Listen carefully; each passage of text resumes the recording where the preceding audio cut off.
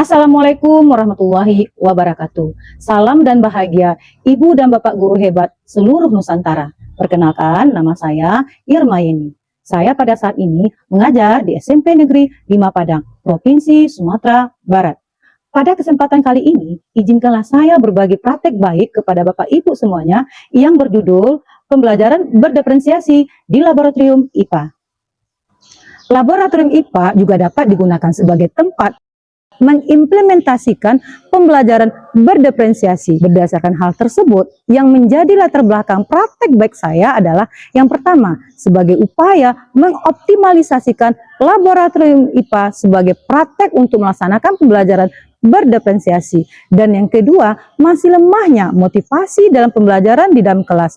Dan yang ketiga, kurangnya literasi sains peserta didik. Berdasarkan latar belakang yang telah diuraikan, tentunya untuk menjawab permasalahan dihadapkan atas beberapa tantangan sebagai berikut. Yang pertama, bagaimana upaya mengefektifkan laboratorium IPA sebagai sarana untuk praktek bagi siswa. Kemudian yang kedua, bagaimana meningkatkan motivasi siswa dalam pembelajaran sehingga pembelajaran menarik bagi siswa. Dan yang ketiga, bagaimana menerapkan pembelajaran berdiferensiasi di laboratorium IPA. Lalu, seperti apakah aksi yang saya lakukan? Untuk lebih jelasnya, silakan saksikan video saya berikut ini. Aksi yang saya lakukan adalah, langkah pertama, saya menyiapkan asesmen diagnostik non-kognitif. Tentunya, saya berkolaborasi dengan guru BK, sehingga diperolehlah 3 gaya belajar yang dimiliki oleh peserta didik. Pada kelas yang saya lakukan pembelajaran berdiferensiasi, terdapat 3 kelompok gaya belajar, yaitu gaya belajar visual sebanyak 25 siswa, audio sebanyak 10 siswa, dan kinestetik sebanyak 11 siswa. Gaya belajar ini saya gunakan untuk memudahkan merancang strategi pembelajaran. Kemudian, langkah kedua, melaksanakan asesmen diagnostik kognitif menggunakan aplikasi Google Form yang sesuai dengan kebutuhan peserta didik.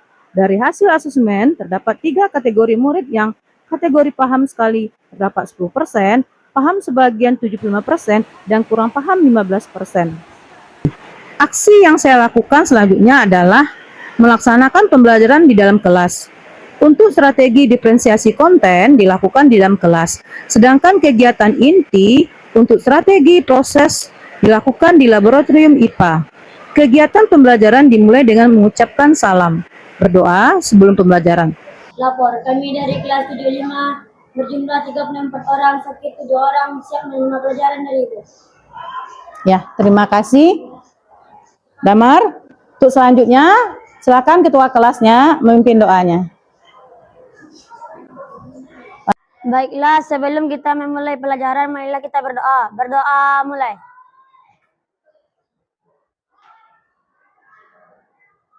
Berdoa selesai. Lebih fokus, baik kita mulai saja.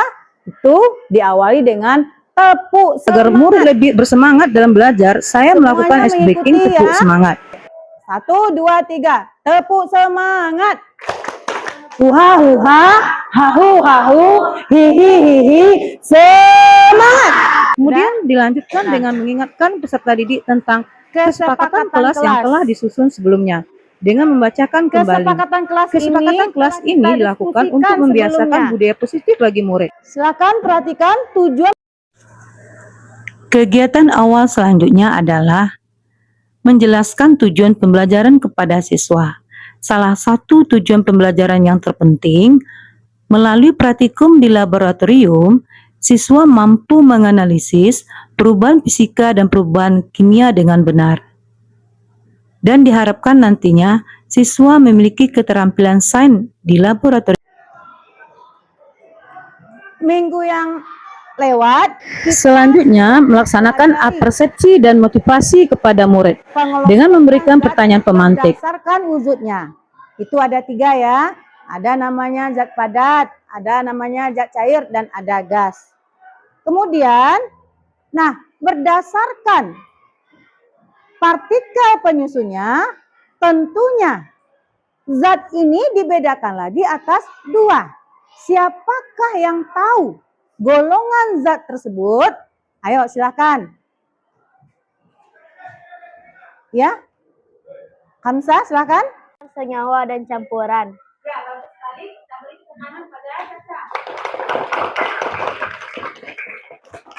Agar pembelajaran lebih bermakna, saya melakukan strategi diferensiasi konten kepada siswa. Nah, maksudnya apa ya? Setelah dilaksanakan diferensiasi konten, selanjutnya agar pembelajaran lebih bermakna dan menyenangkan bagi siswa, maka siswa saya ajak ke laboratorium IPA untuk melaksanakan kegiatan berikutnya. Untuk pembuktian, di laboratorium IPA, murid masuk dengan tertib agar supaya pembelajaran lebih kondusif dilakukan. Di laboratorium, saya memberikan arahan kepada peserta didik, langkah-langkah melakukan praktek di laboratorium. Tempat untuk melakukan praktek atau percobaan. Tentang apa? Tentang suatu peristiwa alam secara nyata. Nah, untuk itu, masing-masing kelompok nanti silakan dibaca LKP. Bagi kelompok yang memiliki gaya belajar audio, saya bantu dengan menonton dan mendengarkan langkah-langkah membuktikan perubahan fisika dan perubahan kimia. Kemudian memberikan arahan praktek pembuktian perubahan fisika dan perubahan kimia. Setelah mereka memahami dari tayang video, kemudian murid diberikan kebebasan dalam melakukan praktek langsung. Mereka bebas bereksperimen dengan apa yang mereka praktekkan. Nanti, ya. Yang pada akhirnya mereka mampu melakukan langkah-langkah praktik dengan benar, mulai dengan membakar larutan gula dengan menggunakan lampu spiritus, lalu merobek-robek tisu, kemudian membakarnya sampai menjadi debu. Kelompok yang memiliki gaya belajar visual, saya berikan bimbingan yang lebih intensif dengan memaparkan langkah-langkah praktek yang harus dilakukan. Kelompok yang memiliki gaya belajar kinestetik tidak memerlukan bimbingan sepenuhnya. Mereka lebih mandiri melakukan kegiatan praktek. Agar gaya belajar mereka lebih terekspresi, saya menyediakan PlayStation untuk membuat sebuah model patung. Untuk diferensiasi produk, saya memberikan tugas proyek berupa membuat tape singkong secara berkelompok. Di akhir kegiatan, saya melakukan refleksi dari pembelajaran yang telah dilakukan dengan membagikan kertas stick notes ke murid. Hasil refleksi dari mereka menyimpulkan pembelajaran berdiferensiasi yang telah saya lakukan sangat menyenangkan dan menarik bagi mereka.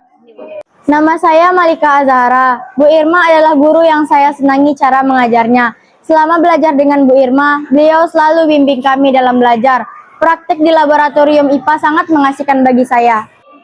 Menurut saya, pembelajaran berdiferensiasi yang telah dilaksanakan Bu Irma sangat bagus karena anak-anak merasa dan pembelajaran berdiferensiasi ini aman, nyaman, tentram, dan bisa mengekspresikan dirinya. Dan pembelajarannya sangat menyenangkan. Selamat Bu Irma dan sukses selalu sehingga menghasilkan karya-karya dan ide-ide yang cemerlang untuk pendidikan kita ini. Terkait implementasi pembelajaran berdiferensiasi yang diterapkan Bu Irma pada Mapel IPA di laboratorium itu sangat bagus sekali. Selama ini kita tahu bahwasanya pembelajaran berdiferensiasi merupakan salah satu bentuk proses pembelajaran yang berpusat pada siswa.